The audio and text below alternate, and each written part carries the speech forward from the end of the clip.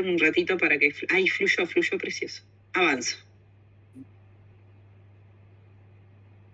Bien, si querés pasar a la otra, que tiene como de alguna manera la síntesis de lo que... La 7, de lo que estábamos conversando recién, en relación a que si bien se han dado, ¿no? Se han como experimentado transformaciones en relación a las familias, sus formas de organización, ¿no? Que hoy nos permiten transitar un contexto de mayor diversidad y donde se vivencian ciertos avances en relaciones más igualitarias, ¿no? De todas formas, hay una alerta a desarrollar la mirada crítica incluso en nuestros contextos contemporáneos, porque también existe una persistencia de desigualdades que son estructurales, ¿no?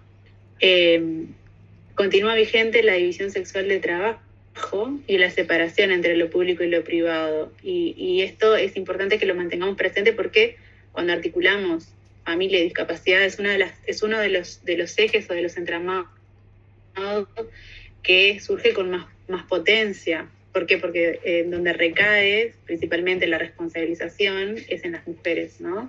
Y quienes quedan remitidas a este espacio de lo íntimo, de lo cotidiano y de lo privado son las mujeres. Eso tiene consecuencias importantes en sus proyecciones a futuro, su capacidad de conducir, ¿no?, sus vidas de manera más autónoma. Es importante que lo tengamos presente. O sea, no está todo absolutamente superado, sino que hay desigualdades estructurales que persisten y que quedan de alguna manera profundizadas o agravadas por los procesos de desprotección social, de desempleo, de desregulación de los empleos, ¿no? Y de la reducción de ingresos que transitamos actualmente. Entonces, ahí al final de la cita, lo leo textual, dice: en este contexto,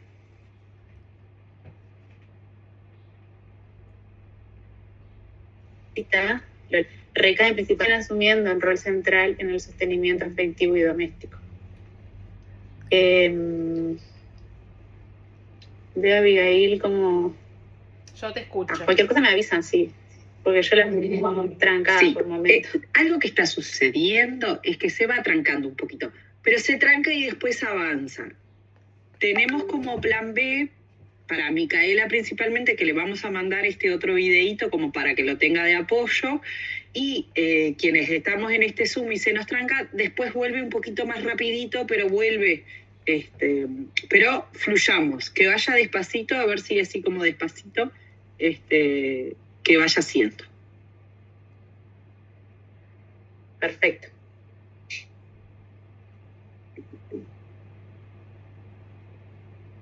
Bueno, en la filmina actual hay una pregunta que dice: ¿encuentra resonancia en la caracterización que realiza Terborn sobre las actuales tendencias de la familia? Y este autor es un autor que no van a leer específicamente, sino que está incorporado dentro de la lectura de Marconi y Lesso, en estas conceptualizaciones que yo les decía que al inicio del artículo trae sobre las familias. Este autor plantea que hay 3 características que como designan a las familias en nuestros contextos, que tienen que ver con la complejidad, la contingencia y la contradicción. Me parece que es un disparador muy interesante para poder dialogar. Tal vez lo dejamos por ahí establecido para si en algún momento del curso podemos retomarlo, porque en esta modalidad no tiene mucho sentido, pero sí es interesante ver si, bueno, en nuestras prácticas cotidianas encontramos que las familias con las que trabajamos son complejas, son contingentes y son contradictorias, ¿no? Y eso nos ayuda justamente a repolitizar la idea de familia y a quitarle ese manto ideológico de armonía que, bueno, con el que se nos presenta al sentido común.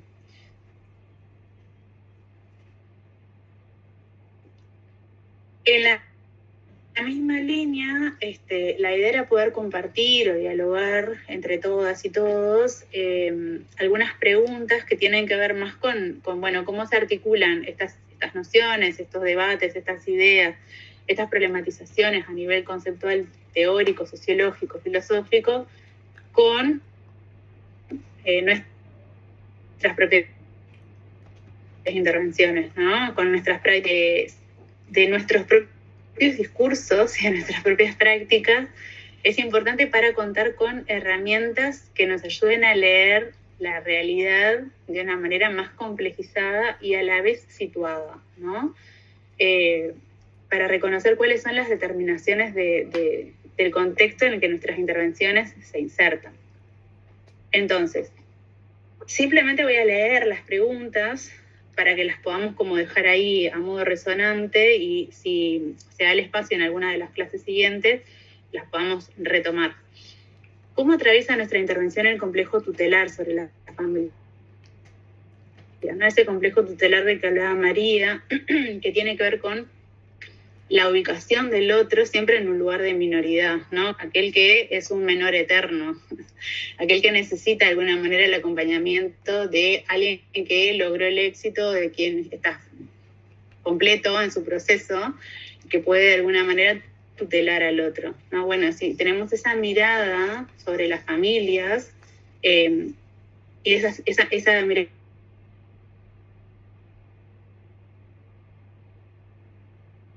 del complejo tutelar.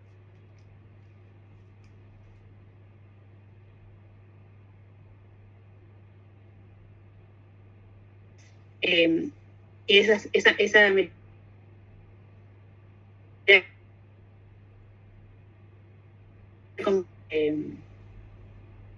y de responsabilización individual, sin poder incorporar la complejidad de determinaciones estructurales, ¿no? ¿Quiénes son las familias difíciles a las que nuestras intervenciones se abocan, con las que nosotros desarrollamos principalmente los procesos de intervención? Son familias que están ubicadas, si las separáramos, ¿no? Como las propuestas más sociológicas de los quintiles, bueno, ¿dónde se ubican esas familias difíciles?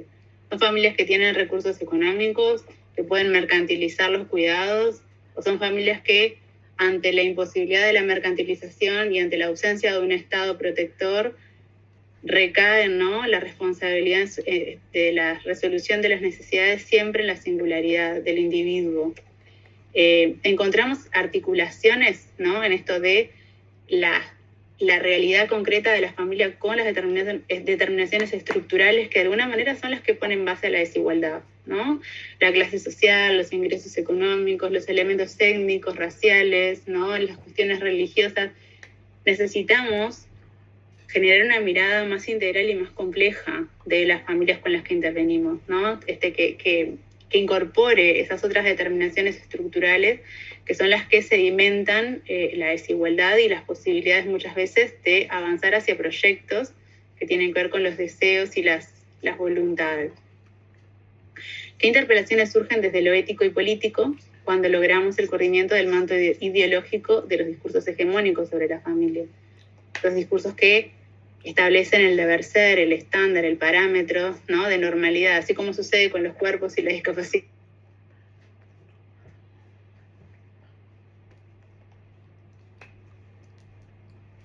Cuerpos y la discapacidad también sucede con Sante, para corrernos justamente de esa cuestión estandarizada y normativa de familia, ¿no?, como familia tipo, familia ideal, y poder pensar en que nuestras prácticas tienen que ver con vidas concretas de múltiples familias, ¿no?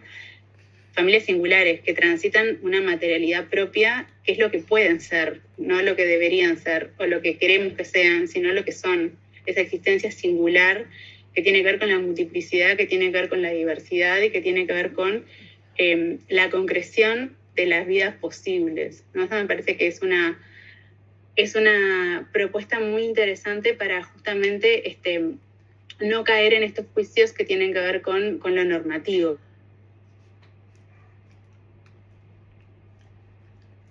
Para pensar las familias, como tampoco para pensar la discapacidad. Seguimos una más. La noción de representaciones, como habrán visto, es una noción que nos acompaña en la clase de hoy para pensar familia y discapacidad. Por eso vamos a dedicarnos unos minutitos nomás, no vamos a profundizar en qué significa o qué implica la idea de representaciones, pero sí tener como alguna noción básica, sobre todo para no quedarnos con la idea de que la representación es justamente algo del mundo ideal, ideas, no. La importancia de las representaciones sociales está en que esa representación que elabora un grupo, ¿no? Un colectivo, son siempre situadas las representaciones, ¿no? Tienen que ver con un contexto sociocultural y tienen que ver con colectivos, ¿no? Entonces esas representaciones sociales que elabora un grupo sobre lo que debe llevar a cabo va a definir cuáles son los objetivos y los procedimientos que sus miembros, ¿no? Los integrantes de ese colectivo, van a perseguir para llegar a esa representación, y entonces va a incidir en el comportamiento social, en la organización del grupo y también en el funcionamiento o más cognitivo, ¿no? De nuestras subjetividades. Entonces, la representación condensa de alguna manera en una imagen historia, relaciones sociales y prejuicios, ¿sí? Vamos a pasar a la otra que amplía un poco más la idea.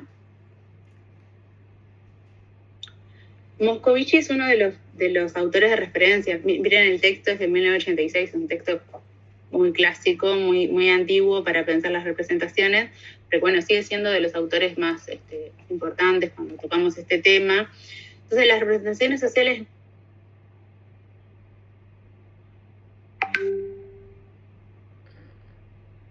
no son de las ideas, sino que son construcciones simbólicas que se crean y que se recrean ¿dónde? En el curso de las interacciones sociales. Tienen que ver con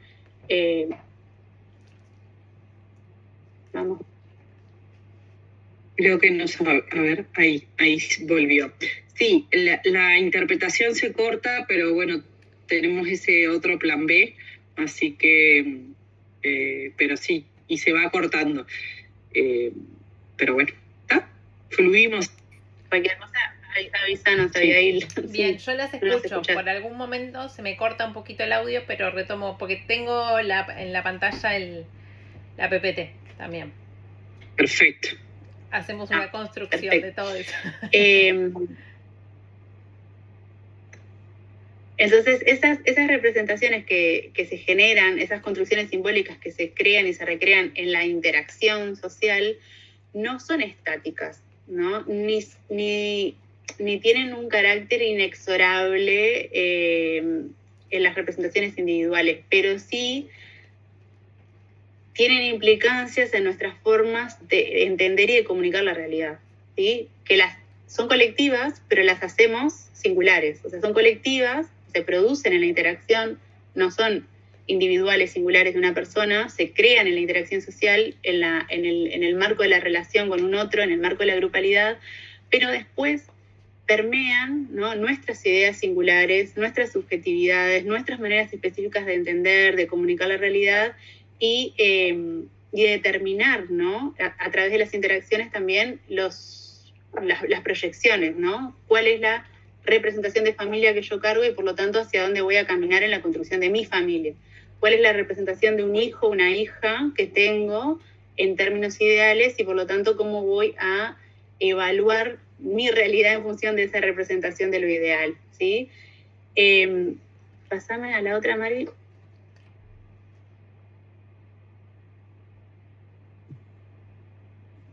Entonces, cuando nosotros pensamos en el entramado entre discapacidad y familia, sin duda que serían múltiples los puntos o los ejes que podríamos tomar para trabajar esta interacción, este engranaje. Yo elegí 3 que entiendo que son significativos, que acompañan un poco la propuesta de la bibliografía que les hicimos y que pueden presentarse como eso, como puntapiés iniciales y que pues, puedan profundizar en la medida en que tengan intereses diferentes, pueden profundizar en otras cosas. Pero me parecía que no podíamos no parar, por lo menos, en pensar en el diagnóstico, ¿no? El diagnóstico de un hijo, una hija en situación de discapacidad y cómo esto configura una geometría específica de representaciones entre familia, entre hijo deseado o hija deseada y entre discapacidad. El segundo punto que lo hemos estado rondando a lo largo de estas clases, que tiene que ver con cómo se reconfiguran los roles y las responsabilidades, ¿no? Cuando hay un hijo, una hija en situación de discapacidad en nuestro grupo familiar, sobre todo en esto de las dinámicas de cuidados que tienen una duración prolongada, que no estamos hablando de pensar en una dinámica de cuidados de primera infancia, 3 años, 4 años y nada más, sino que son dinámicas de cuidados que muchas veces se prolongan a lo largo del tiempo y tienen implicancias en las configuraciones de las responsabilidades y de los roles a la interna de la familia. Y el último punto, que tiene que ver con la discapacidad y la posibilidad de constituir familia, ¿no? Ya no estamos hablando de infancias en situación de discapacidad, sino de cuando es el adulto, cuando es la mujer, cuando es el varón en situación de discapacidad, cómo nuestras representaciones operan en la posibilidad y en el derecho de esos otros a constituir ellos mismos una familia propia, ¿sí? Estos 3 puntos van a ser los que vamos a estar trabajando hasta el final de la clase, si nos da el tiempo de cerrar hoy. Y bueno, si queda algún punto sin tocarlo, lo tratamos de incorporar en la clase que viene. El primer eje, diagnóstico y configuración de una geometría específica de representaciones, familia, hijo, hija deseada de discapacidad. Acá si ustedes hacen una recorrida por las diferentes producciones, resultados de investigación de las ciencias sociales y humanas en general, ¿no? Si avanzan sobre trabajos de psicología, van a encontrar obviamente una lectura que tiene que ver con las cuestiones más mentales, el impacto de el diagnóstico en un hijo o hija en situación de discapacidad. Nosotros nos vamos a quedar más con las ciencias sociales, que es lo que tenemos para trabajar con ustedes. Pero en general muestran que la relevancia que tiene para las lógicas familiares el momento de recibir un diagnóstico en torno a la discapacidad.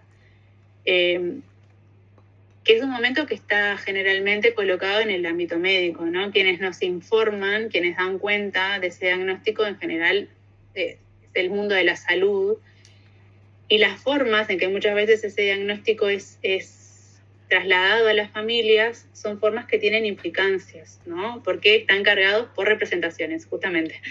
Representaciones en relación a ese hijo, esa hija ideal, que no se va a acompañar con el real, el hijo que tengo presente, que tengo aquí.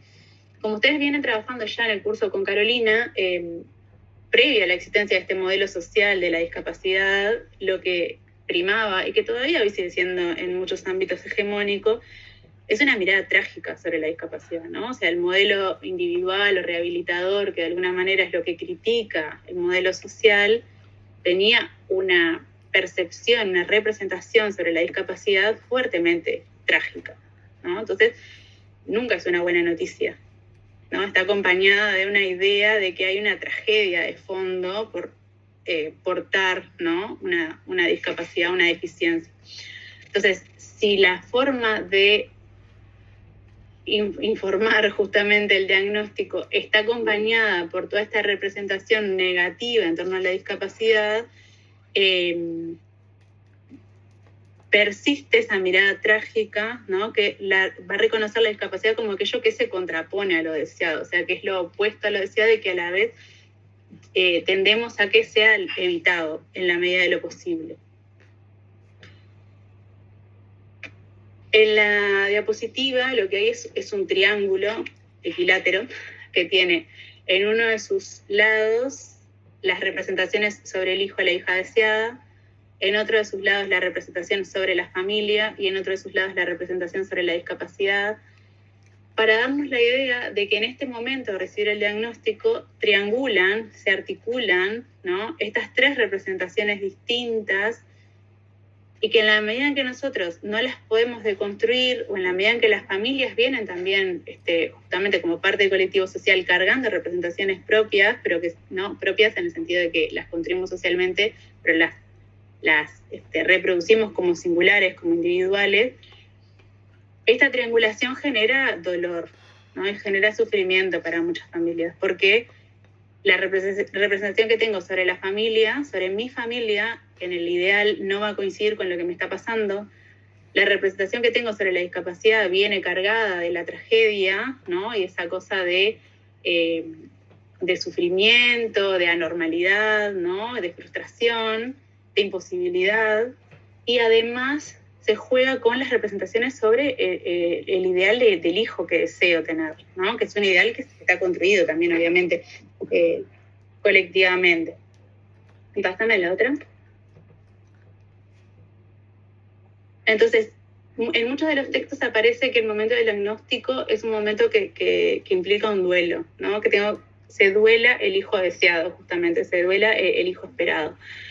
¿Por qué se duela? ¿Qué es lo que se duela en este momento? Bueno, algunos de los textos que podemos recuperar nos trae justamente que lo que se duela es ese reconocimiento de la discapacidad arraigada a una perspectiva normalizadora, ¿no? Normalizadora, rehabilitadora, individualizante, que de alguna manera establece, ¿no?, que las infancias deben desarrollarse de una única manera posible, deseable, que tiene una base evolutiva, que tiene un entramado de linealidad, ¿no?, que no deja movimiento ni complejidad a la cuestión, que cualquier desviación de ese parámetro de evolución y de linealidad es reconocida como una tragedia que debe ser modificada. Entonces, ya desde el 2009, los textos de Indiana Vallejos y de Alfonsina Angelino para pensar la ideología de la normalidad y cómo la discapacidad se construye desde ahí, se produce como hecho social, plantea que estos preceptos no solo se han construido socialmente, sino que son constituyentes de lo social, ¿no? Y en eso de que son constituyentes de lo social, las familias están permeadas, están atravesadas, hemos naturalizado y reproducimos de alguna manera también esa mirada sobre la discapacidad y sobre el deber ser de las infancias que comparten nuestra cotidianidad, ¿no? Pásame la otra. Entonces, en este entramado, las familias operan un espacio que tiene como un doble sentido, ¿no? Por un lado, las indefine, las despoja, ¿no?, de saberes, de posibilidades, pero a la vez las determina y las imbuye en lógicas que son intensas muchas veces, ¿no? Y que en nuestras prácticas también tendríamos que repensarlas y problematizarlas, ¿no? Todo lo que le colocamos en carga de responsabilidad a las familias desde el momento que aparece un diagnóstico vinculado a la discapacidad. ¿Cómo las indefine o las despoja? Bueno, encontramos que muchas veces estas familias son despojadas, ¿no?, y son excluidas del saber y de la toma de decisiones, que de quién pasan a ser dominio y referencia, bueno, del profesional que está interviniendo, ¿no? Sea de la salud mental, de la salud, de las terapias ocupacionales, de las rehabilitaciones múltiples, ¿no? Entonces, la familia no sabe o tiene un saber que no es legítimo, y quien tiene el saber legítimo es el profesional.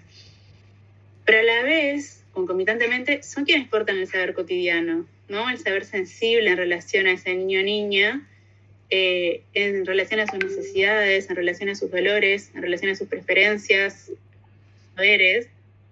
Y se da una ambivalencia porque por un lado son despojadas del saber legítimo, pero a la vez la persona en situación de discapacidad es doblemente despojada porque la familia es la que toma su voz, ¿no? Es el interlocutor válido y es muchas veces el enunciador válido para la interacción con estos profesionales.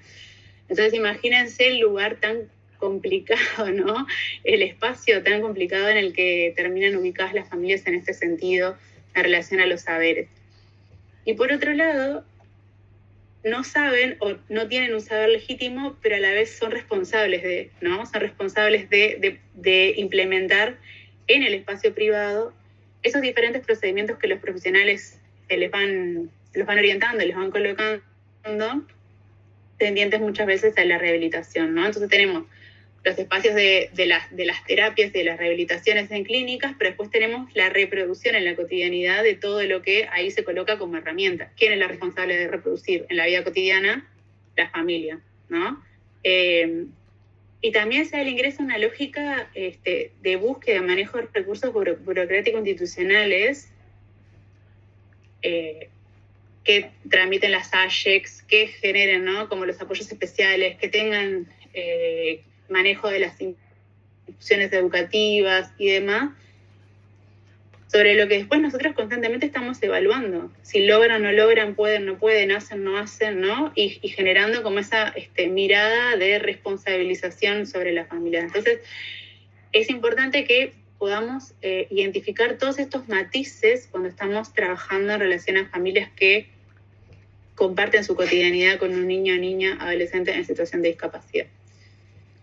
Cuando pensamos en el diagnóstico, acá vamos a trabajar con algunos de los resultados que Cecilia Cairet-Boat retoma en su monografía de maestría de psicología social. Ustedes la tienen también en la bibliografía para leer. El texto es re interesante, realmente. Ella se concentra principalmente en las maternidades, ¿sí? En las maternidades de mujeres, madres de hijos, hijas en situación de discapacidad, y sobre todo hace una parte como más conceptual, que es muy interesante para pensar desde los feminismos, el género, las maternidades y la discapacidad. Está muy bueno, pero después tamiza su trabajo de campo, lo corta por la presencia de la política pública, ¿no? O sea, la presencia de asistentes personales, cómo eso impacta en las configuraciones de cuidado, ¿no? Cuando trabaja sobre el momento del diagnóstico, yo recuperé acá 2 citas que las voy a leer para poder después, en todo caso, dialogar con el resto de la clase. Irrumpe en sus vidas algo del orden de lo inesperado, como lo es un diagnóstico de discapacidad, que viene acompañado de información poco certera y mucha incertidumbre del futuro. Esta monografía es del 2023, o sea, es bastante reciente. Pero esta referencia en cuanto al diagnóstico de discapacidad y a la información poco certera y a la incertidumbre en relación al futuro es algo que, no sé, María, nosotros venimos viendo desde hace años, ¿no? Que estamos como vinculadas a la temática, como que no se ha modificado. Incluso después de que existe, a nivel principalmente en el orden en el Ministerio de Salud Pública, después que existe la elaboración de un protocolo humanizado para decir los diagnósticos de discapacidad en salud pública. ¿Esto qué quiere decir? Que esto que hablábamos hoy, más allá de la existencia de determinadas normas o determinadas herramientas, eso después no baja, no llega a los equipos de salud, a los equipos técnicos, a los profesionales que incorporen, ¿sí?, determinadas herramientas, determinadas de perspectiva crítica, determinada posicionamiento que permita decir las cosas, y volvemos al principio de la clase, de cómo decimos las cosas y la responsabilidad que tenemos a la hora de decir las cosas, no se permea, ¿no?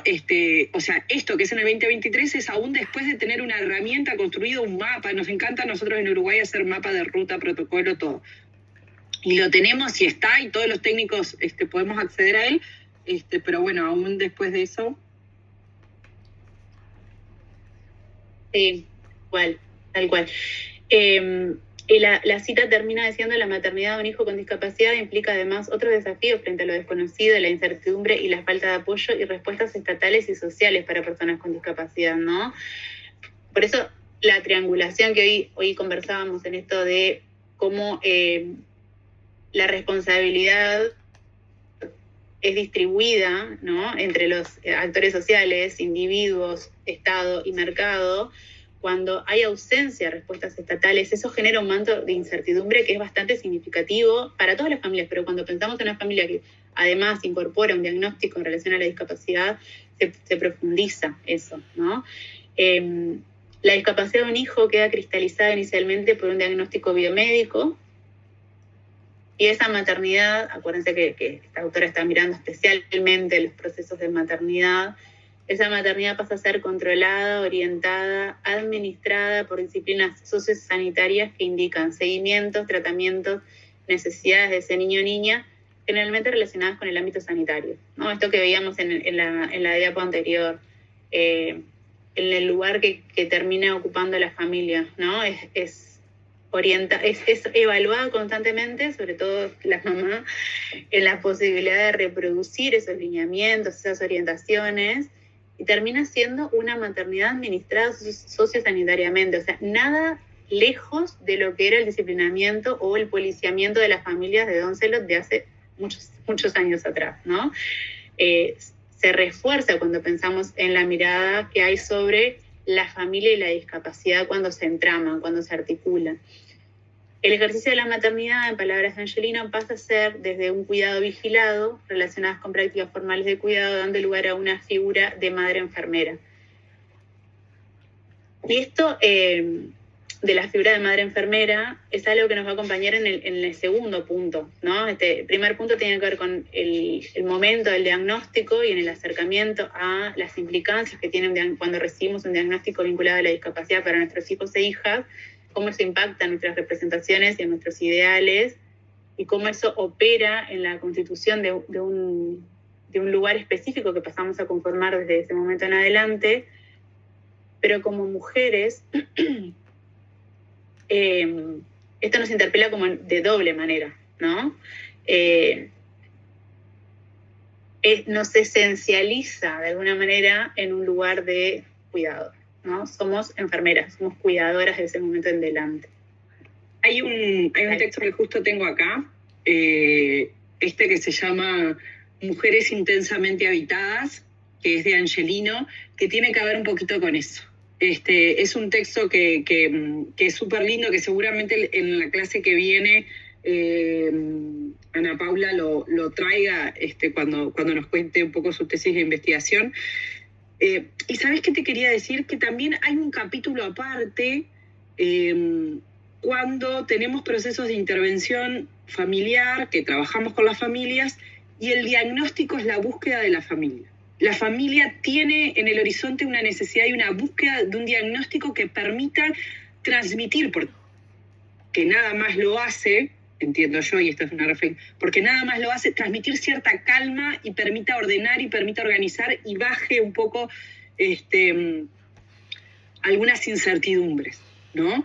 Y entonces acá es lo que nosotras siempre decimos, bueno, el diagnóstico nunca puede ser, el diagnóstico tiene que ser un punto de partida o forma parte de todo un proceso, lo que no puede ser es lo que determine la vida de los sujetos, de las familias, de los colectivos, ¿no?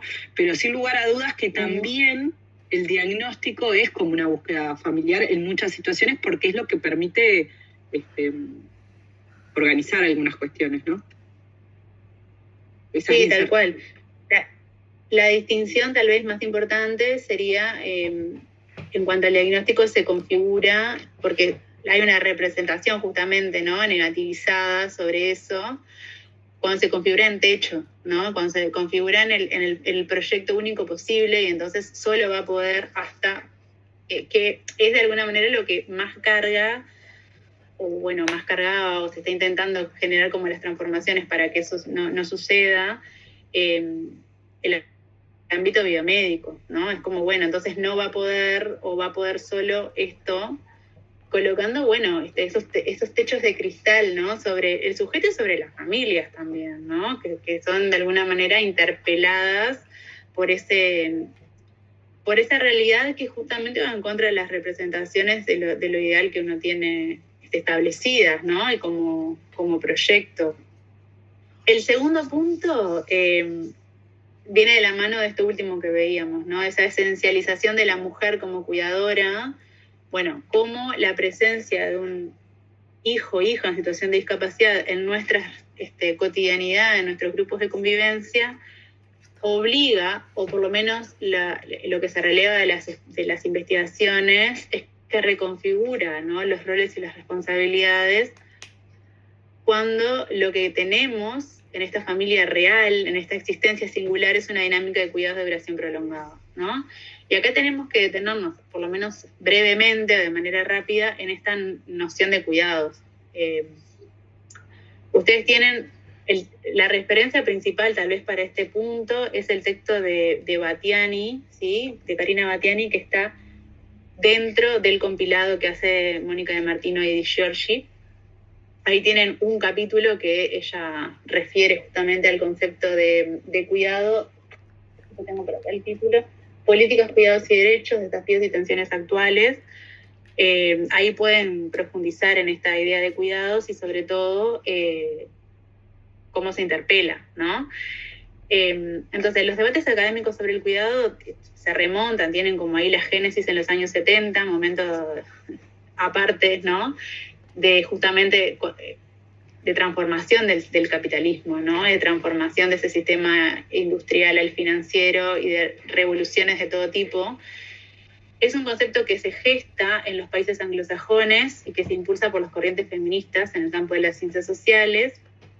En la diapositiva tenemos una definición de Battiani, de ese texto que les compartía recién, que dice que el concepto de cuidado surge para representar el trabajo de reproducción. ¿Se acuerdan que hoy hacíamos la distinción, ¿no?, entre lo que es el trabajo productivo, ese trabajo visible, extradoméstico, que tiene una remuneración y que además está acompañado de un sistema de protección, ¿no?, a ese trabajo formalizado? El trabajo reproductivo es el otro, es el que está de puertas para adentro, es el que no es visible muchas veces, no es reconocido socialmente, no tiene una remuneración y no tiene una proyección tampoco de seguridad a futuro.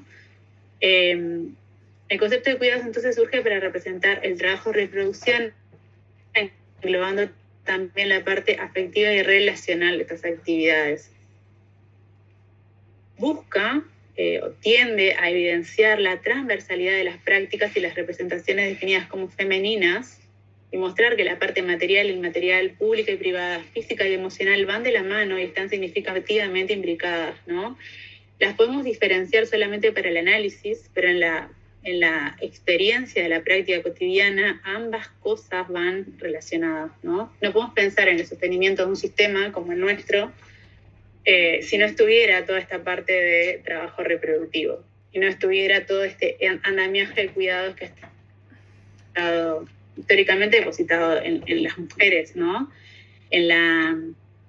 Se ha generado una representación justamente de que son tareas definidas como femeninas, ¿no? Quienes cuidan, quienes sostienen lo afectivo y lo relacional son las mujeres. Bueno, eso es así ontológicamente o es así porque es una construcción social, ¿no? Porque se han dado las condiciones y ha sido necesario como parte de las transformaciones estructurales que eso se constituya de esta manera.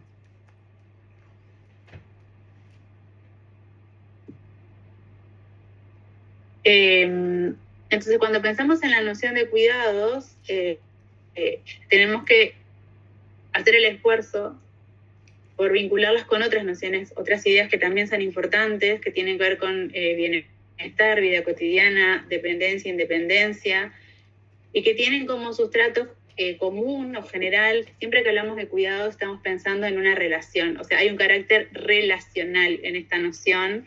No podemos pensar en cuidado sin que haya dos partes por lo menos que estén relacionadas, ¿sí? Después podemos distinguir si el cuidado se realiza de manera honoraria, o sea, si no hay una remuneración porque sea en el marco de las dinámicas de la vida familiar, y entonces el cuidador es una mamá, es una hermana, es una tía, es una prima, ¿no? O si se trata de un cuidado mercantilizable y por lo tanto que se constituya como un servicio remunerado, ¿no? Entonces ahí también tenemos como otras lógicas que tienen que ver con quién puede pagar, quién puede acceder a un cuidador, ¿no? ¿Qué tipos de familias pueden mercantilizar los cuidados y qué tipos de familias no? Cuando estamos pensando en un cuidado desarrollado dentro de la dinámica familiar, dentro de la vida familiar, entonces va a aparecer asociado a ideas que tienen que ver con la representación de nuevo, ¿no?, de los cuidados y la familia, que nos dicen o dan cuenta o se asocian a la obligatoriedad y al desinterés, ¿no? Donde aparece una fuerte dimensión de lo emocional y de lo moral en la idea de cuidados. Pero, por lo menos desde los 90 en adelante, esta idea de cuidados, que se empieza como a deconstruir y a ser visible y a reconocer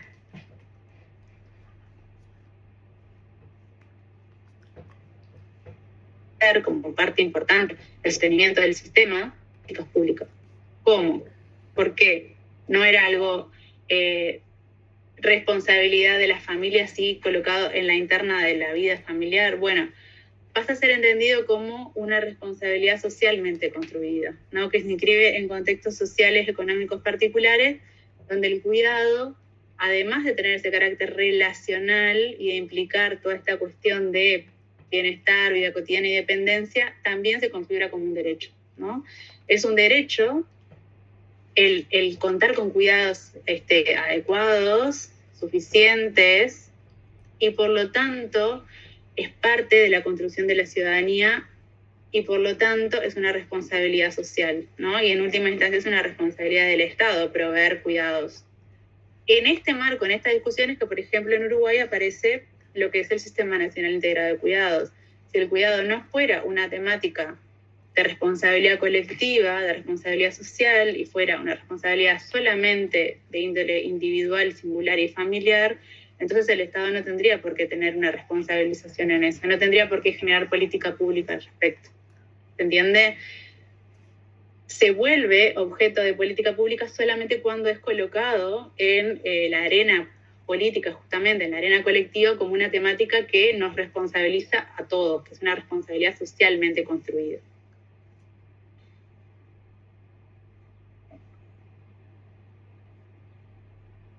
Entonces, si seguimos pensando con esta noción de cuidados en mente, cuando la trasladamos a grupos familiares, configuraciones familiares donde hay un hijo o hija en situación de discapacidad, podemos pensar, bueno, ¿cómo se organiza la interna del grupo de convivencia?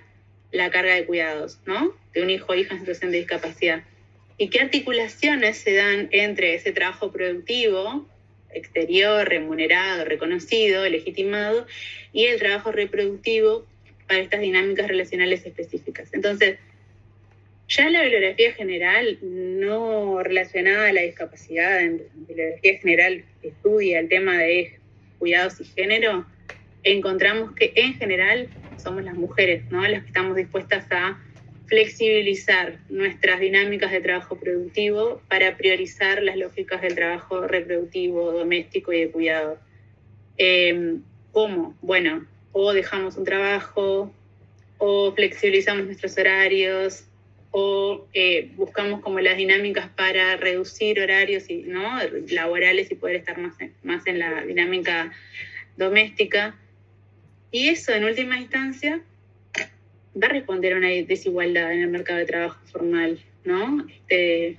Nosotras vamos a tener limitadas nuestras proyecciones, vamos a tener unos caminos un poco más sinuosos que los varones en ese sentido. Y esto repercute en la autonomía nuestra. La autonomía a nivel pragmático, concreto, de que tenemos menos ingresos económicos y por lo tanto tenemos menos posibilidades de decidir sobre cosas de nuestra cotidianidad, de nuestro proyecto, pero a la vez en esto de la previsión, ¿no? Si nosotros tenemos o dejamos nuestro trabajo o reducimos nuestras jornadas laborales, obviamente eso también afecta a lo que es el sistema de previsión, a nuestras posibilidades de jubilarnos a futuro, ¿no? Entonces es importante que identifiquemos y reconozcamos el lugar que como mujeres vamos ocupando, ¿no?, en estos entramados de cuidado.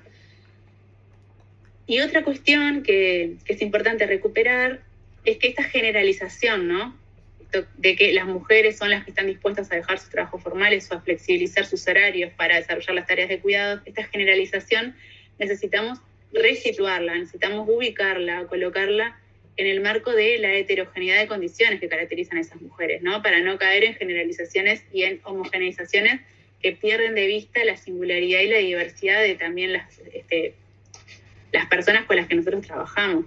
¿Esto qué quiere decir?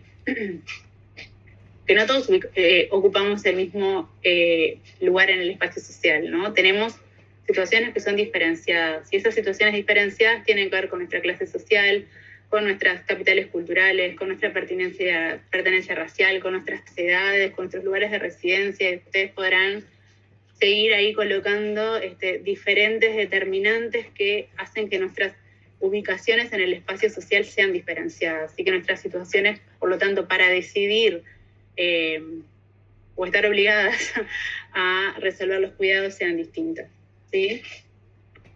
Eso de alguna manera lo veíamos ayer con Carolina, en la necesidad de interseccionar las ideas, ¿no? Después lo vamos a ver también esta noción en el curso de políticas públicas y capacidad. La mirada interseccional es una mirada muy, muy importante para evitar justamente esas homogeneizaciones que no nos permiten ver la diversidad de situaciones que son lo que le dan complejidad a la realidad. Capaz que cerramos con esta cita porque estamos en hora. Nos va a quedar el tercer punto para trabajar en otra clase. Pero bueno, volviendo como a este punto de los cuidados y de cómo las mujeres somos quienes terminamos como resolviendo cuando no hay política pública que nos ayude a triangular con otros, ¿no? Somos las mujeres las que quedamos imbuidas en esta lógica de la responsabilización de los cuidados. Entonces, retomando una cita de Alfonsina Angelino, dice que la ideología de la normalidad no solo construye y legitima representaciones hegemónicas acerca de la discapacidad como enfermedad crónica, que necesita de cuidados permanentes, sino que también construye y legitima un continuum, ¿no? Una idea de continuidad entre mujer, madre, cuidado, como esencialmente femenino y doméstico.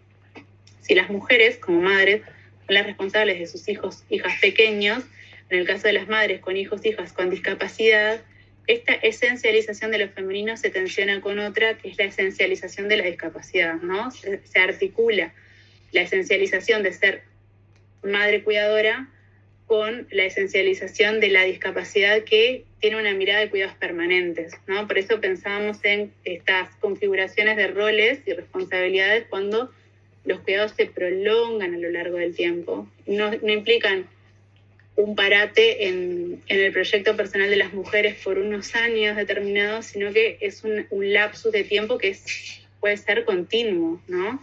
Entonces las implicancias son más profundas en nuestros casos. Creo que nos quedan un par más para terminar este punto, pero sí, estamos en hora. Y capaz que lo que hacemos es, después los vamos a poder retomar que para nosotras es mañana.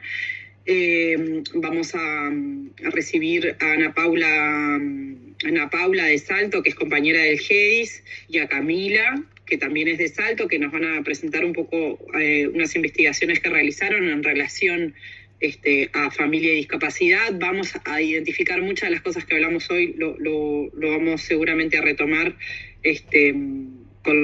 con la investigación de Ana Paula. El otro viernes vamos a trabajar con los colectivos de familias de personas en situación de discapacidad, y el otro viernes ya es el cierre.